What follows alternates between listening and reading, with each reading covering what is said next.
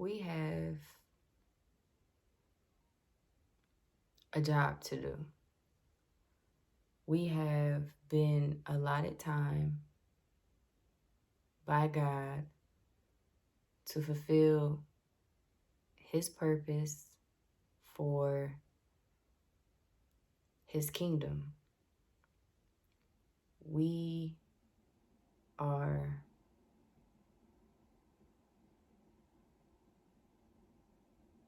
our paths have been already paved for us, but still we are guided and directed by God, our Creator, our source. And it's imperative to be submissive to God. It's imperative to listen.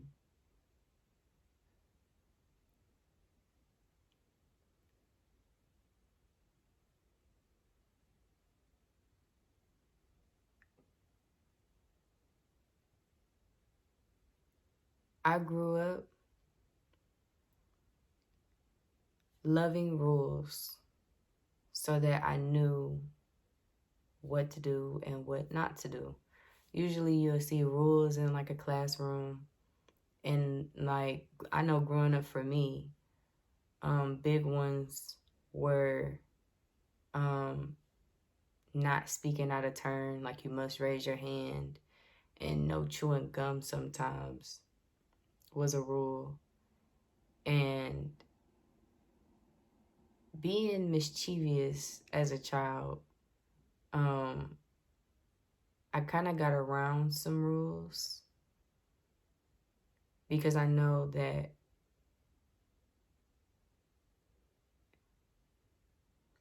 I knew that rules were put in place to be followed. But I know that in certain instances, you know, you can make things beneficial to you. So like for instance, the chewing gum, for example. I know chewing gum for me, it's disrespectful to certain people, but for me, it was like an anxiety controller. So as I grew up, I started to, get into like smoking and stuff like that. But when I dug into my childhood, I realized that I always had suckers. I always had like a ring pop or a Jolly Rancher sucker or a piece of gum or, just something to occupy my mouth because you see anxiety in many different ways. Some people chew their nails, bite their nails. Some people bite their lips. Some people bite their tongues. Some people grind and grit their teeth. So when I speak to rules, rules definitely apply, but some people are exceptions. I say that to say not everything is always what it seems. So I've been thinking about making judgments on people lately, and you really got to be careful. And I got a testimony to this. You really have to be careful of who you decide to judge and who you make assumptions about in this life. Because God has his hands on all, you know. But to give an example, I come in contact with a lot of different people a day, and I approach this person and I'm polite. I say, how you doing? How's it going? Just talking to the guy, and he doesn't say anything to me. And I get kind of hurt in my spirit, like, ooh, you know, that's not a good feeling when you extend a hand and a person doesn't respond. They either don't respond at all or don't respond the way you expected.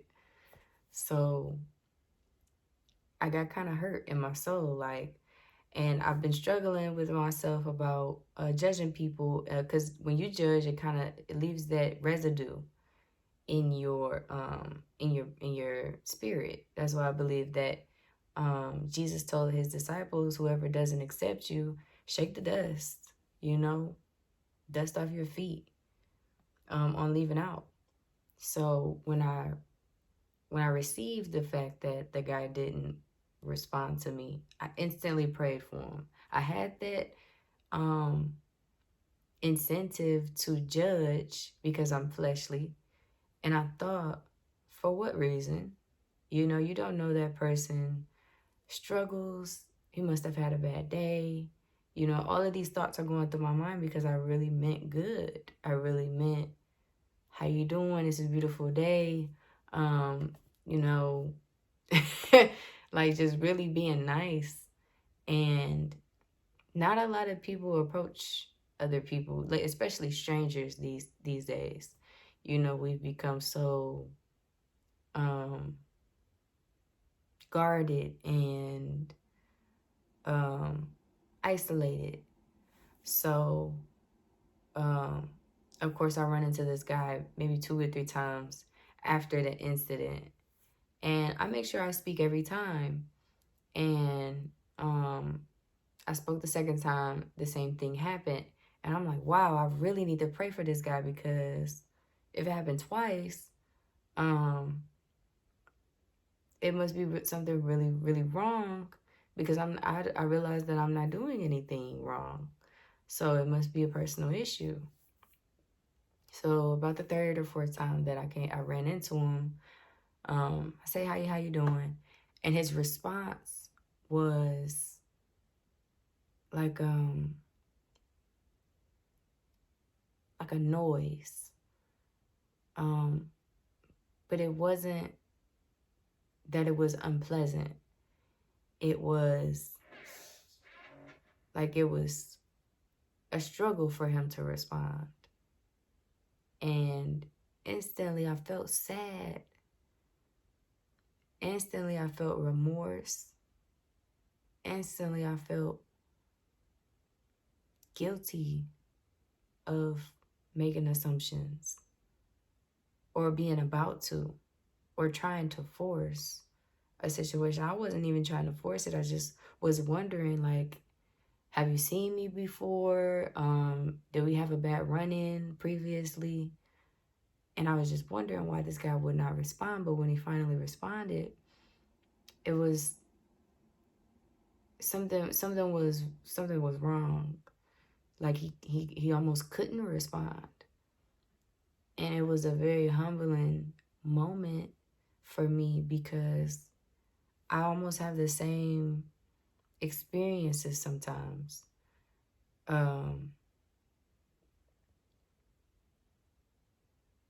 Where you want to say the right thing, but you don't know what to say. You overthink it, so you end up not saying anything. That's kind of where I get caught up. But with this guy, it was different. It was something I can't explain, honestly. Maybe medical. I'm not sure. But whatever it wasn't what I initially thought. I initially went to disrespect. You know, when you ignore someone, we classify that as being disrespectful and not having, reverence to a situation. Just disregarding a situation. But you never know someone's struggles. You never know someone's struggles. And that's why love is kind and love is patient, because love is life-changing. And when you approach a situation pure intentioned, with all love, things move, mountains move. And I was so happy that I decided, that I made it the decision to pray for him rather than getting all of my feelings, saying I'm not going to say hi to him anymore, or just allowing someone's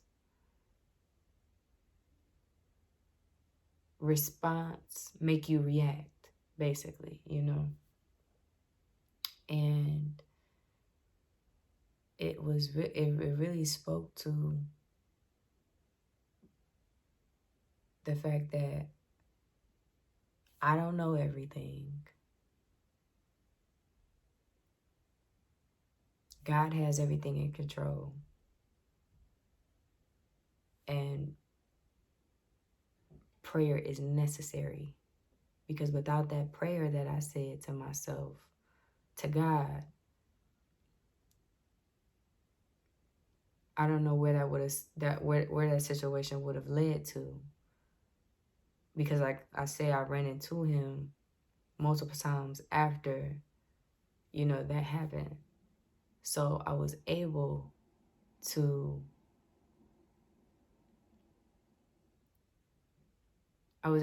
see it from a different perspective after praying about it. And God revealed that everything is not always as it seems. And it was just a very humbling experience. So I feel like we judge things too quick. We may react to certain situations too quickly. We are impulsive. We are rash. And we resort to the worst really quickly. And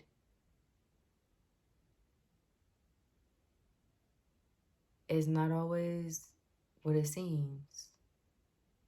And I'm glad that it's not always as it seems, because your thoughts make things come to fruition.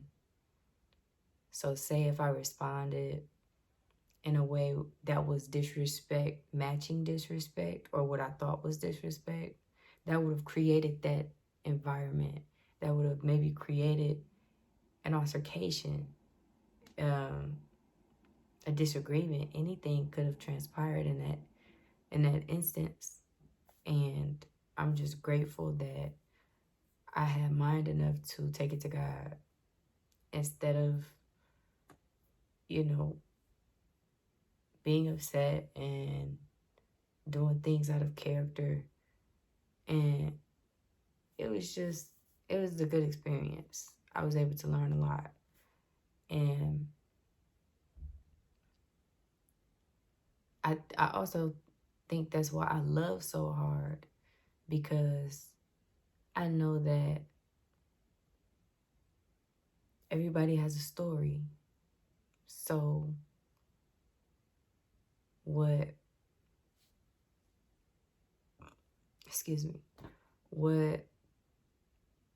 seems to me as black and white seems to another as, something different. So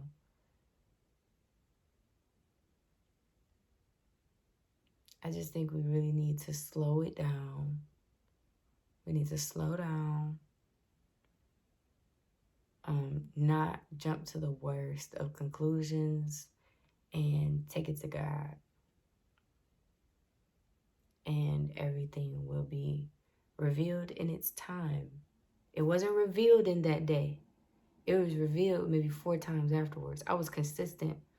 The second time, I'm like, wow, it happened again. Something must really be, let me pray hard.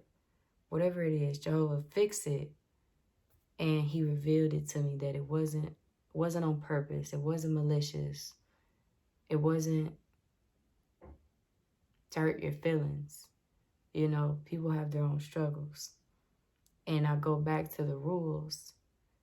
in school, they would set these rules up and things like that. But if I come into classroom with a piece of gum one day, it's not to be disrespectful. It's not to go against the grain. It's not to, be the oddball for the sake of,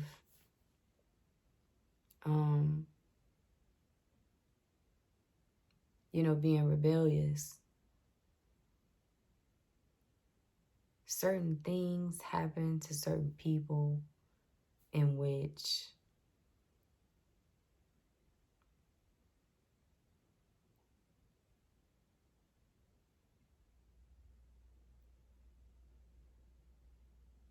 they need to be comforted. They need support. They need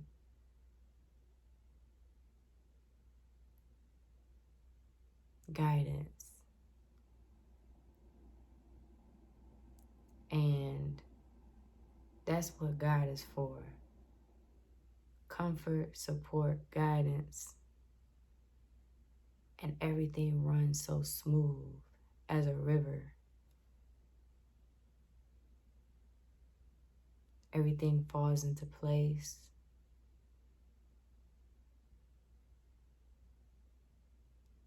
And truth is revealed.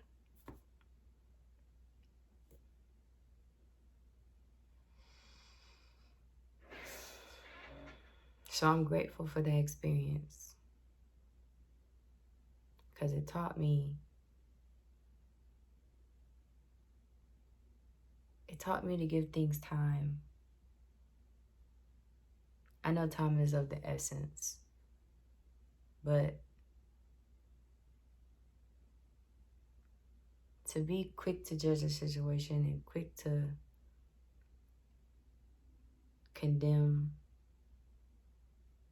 and things like that don't always end up being accurate. It might be what you see in the beginning. It might be enough evidence for you to make that decision. But